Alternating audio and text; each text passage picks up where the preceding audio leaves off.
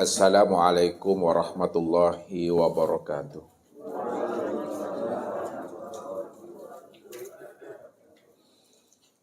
Alhamdulillah,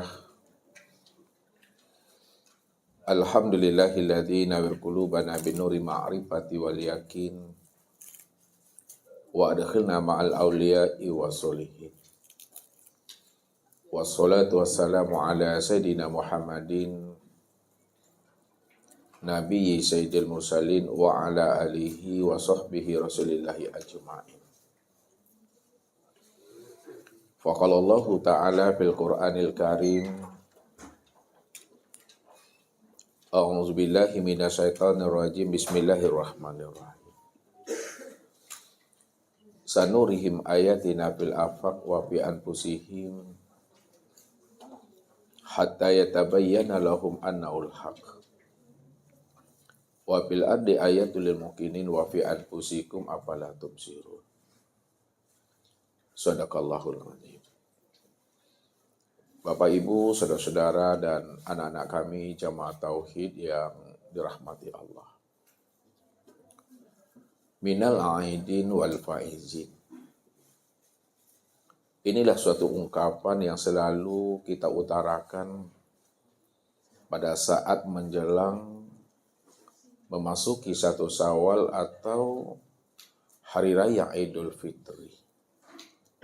Kepada karib kerabat dan andai taulan kita, walaupun kalimat minal aidin wal faizin itu bukanlah hadis baginda Rasul Shallallahu Alaihi Wasallam dan bukan pula potongan ayat firman Allah Azza wa Jalla, akan tetapi ungkapan minal aidin wal faizin itu mengandung suatu doa dan harapan.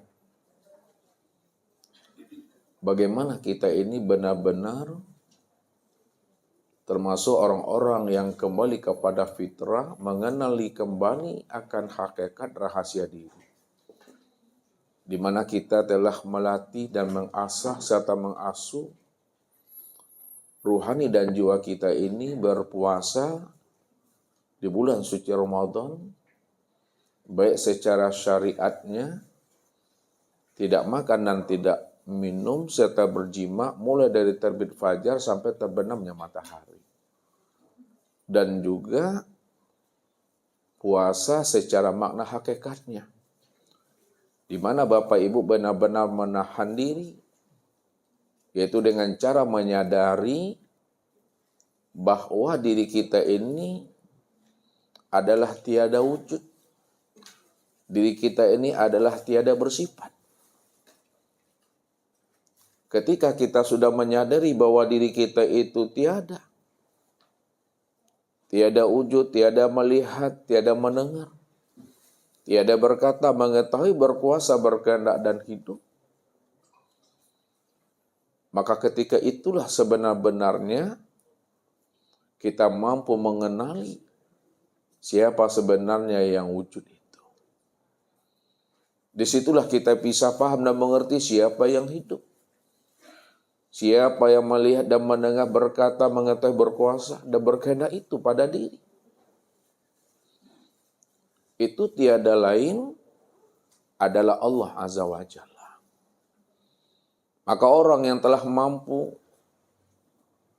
meramadankan akan dirinya dengan cara imsak, menyadari sesadar-sadarnya bahwa dirinya itu adalah tiada wujud dan bersifat, maka disitulah dia mampu menemui kembali akan sejati dirinya.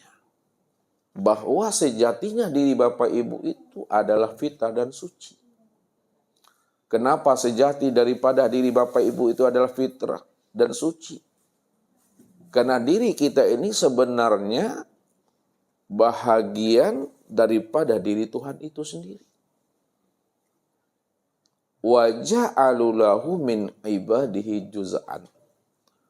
Bahwa sesungguhnya dirimu itu adalah bahagian daripada diriku, kata Allah. Karena Allah cuma yang wujud. Wujudnya Allah itu adalah mutlak. Dialah wujud yang awal, akhir, zahir dan batin. Tidak ada wujud yang lain selain daripada dirinya. Kalau masih ada wujud yang lain selain daripada dirinya, maka wujudnya itu belumlah dikatakan mutlak. Berarti masih ada diri yang lain selain daripada dirinya. Sedangkan yang dikatakan wujud mutlak itu tidak ada diri yang lain selain daripada dirinya. Hanya dia semata-mata yang ada. Disitulah letaknya Allah itu menjelaskan akan kewujudan mutlak dirinya itu dengan menjelaskan Qul huwallahu ahad. Katakanlah bahwa Allah itu adalah Esa. Esa itu maknanya tunggal. Tunggal itu maknanya satu tiada berbilang. Nah, satu tiada berbilang itu Bapak Ibu, itu maknanya tidak ada diri yang lain selain daripada dirinya. Nah, tidak ada diri yang lain selain daripada dirinya, itu maknanya hanya dia satu-satunya. Kalau dia hanya satu-satunya, itu maknanya dialah yang wujud secara mutlak itu semata-mata. Nah, kalau ada yang lain selain daripada dirinya, berarti dia itu belum tunggal, dia belum wujud secara mutlak itu. Ada dua Tuhan di situ. Makanya kalau Allah yang wujud, Allah yang tunggal, Allah hanya satu-satunya, maka alam dan diri Bapak Ibu ini, inilah yang dikatakan tajalli min tajaliyatillah. Diri kita inilah yang dikatakan kenyataan daripada dirinya. Diri kita inilah kezahiran penampakan dirinya. Diri kita ini adalah bahagian daripada dirinya. Wa ja'alu lahu min ibadi juz'at. Kalaulah diri kita ini bahagian daripada dirinya, bahagian daripada dirinya itu tiada lain adalah dirinya semata-mata. Maka disitulah rahasianya. Bahwa diri kita itu adalah fitrah dan suci. Kenapa diri kita itu hakikatnya adalah fitrah dan suci? Karena diri kita ini bahagian daripada dirinya sendiri. Nah, kalau digunakan dengan bahasa kias Bapak Ibu, bahasa perumpamaan, bahasa perunggu, bahasa bersayap namanya, kita ini taobannya adalah satu tetes saja dari sebuah lautan Bapak Ibu. Apa maknanya kita ini satu tetes dari sebuah lautan? Kalau kita ingin memahami akan asinnya air laut itu Bapak Ibu, tak perlu payah-payah Bapak Ibu berusaha menghabiskan air laut itu untuk diminum. Tidak akan sanggup juga Bapak Ibu menghabiskan air laut itu untuk diminum. Jadi bagaimana cara merasakan asinnya air laut itu? Cukup Bapak Ibu ambil saja setetes, maka rasakanlah di lidah itu.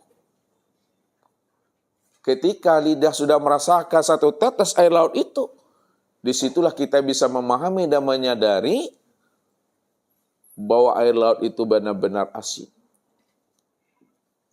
Itu maknanya. Kalaulah lautan itu ada tepiannya, lautan itu ada batasnya, sementara Allah tidak ada tepiannya, Allah itu tidak ada batasannya. Kalaulah dikiaskan Allah itu sebagai lautan, maka kita inilah satu tetes dari lautan itu. Kita inilah bahagian daripada diri Tuhan itu sendiri. Satu contoh Bapak Ibu. Ya. Kita ambil gelas yang kosong Bapak Ibu. Lalu dengan gelas yang kosong itu, kita sauk air laut itu. Disauk lah tahu Bapak Ibu, disauk. Nah. Tidak ngerti Bapak Ibu disauk. Nah, insya Allah akan menjadi Minangnya mah. Ya. Ini kalau Bapak Ibu sering mendengar bahasa Ustadz, bahasa Minang, insya Allah akan jadi orang Minang Bapak Ibu. Nah, ketika gelas yang kosong itu kita ambil, kita air laut itu. Ya. Pertanyaan Ustadz sama Bapak Ibu, samakah air yang di dalam gelas itu dengan air lautan itu Bapak Ibu? Sama. Kenapa air yang di dalam gelas itu sama dengan air lautan itu? Karena dia berasal dari laut itu. Kalaulah air yang dalam gelas itu sama dengan air laut itu, pertanyaan yang kedua, air yang di dalam gelas itu apa sebutannya, apa namanya bagi air yang ada di lautan itu? Itulah yang dikatakan bahagian. Kalaulah air yang di dalam gelas itu dikatakan bahagian lautan itu, maka bahagian air laut itu tiada lain adalah air laut itu sendiri. Ini maknanya. Karena Allah cuma yang wujud, Allah cuma yang tunggal, Allah cuma satu-satunya. Tidak ada wujud yang lain selain daripada dirinya. Kalau tidak ada wujud yang lain selain daripada dirinya, lalu alam dan diri Bapak Ibu ini apa bagi dirinya Allah? Itulah yang dikatakan bahagian. Kalaulah diri kita ini bahagian daripada dirinya, bahagian daripada dirinya itu tiada lain dirinya sendiri. Inilah yang dikatakan waja'alu lahu min ibadi juz'an itu. Maka orang yang mampu mengenali akan rahasia hakikat dirinya, min nafsi wahidah, berasal daripada diri yang satu. Diri yang satu itu tiada lain adalah Allah Azza wa Jalla. Disitulah rahasianya diri kita itu fitrah. Disitulah letaknya diri kita itu adalah suci. Dikatakan fitrah, dikatakan suci. Karena diri yang fitrah dan suci itu berasal daripada diri yang suci itu. Itu adalah Allah Azza wa Jalla. Maka orang yang sudah menemui dirinya, orang yang telah menemui akan rahasia hakikat dirinya, wal faizin, itulah orang-orang yang beruntung. Orang yang beruntung adalah orang yang usul kepada Allah. Orang yang beruntung itu adalah orang yang bermakrifat kepada Allah. Orang yang beruntung itu adalah orang yang berliqah dan bermusyahadah dengan Allah. Orang yang beruntung itu adalah orang yang bermuwajahah dengan Allah.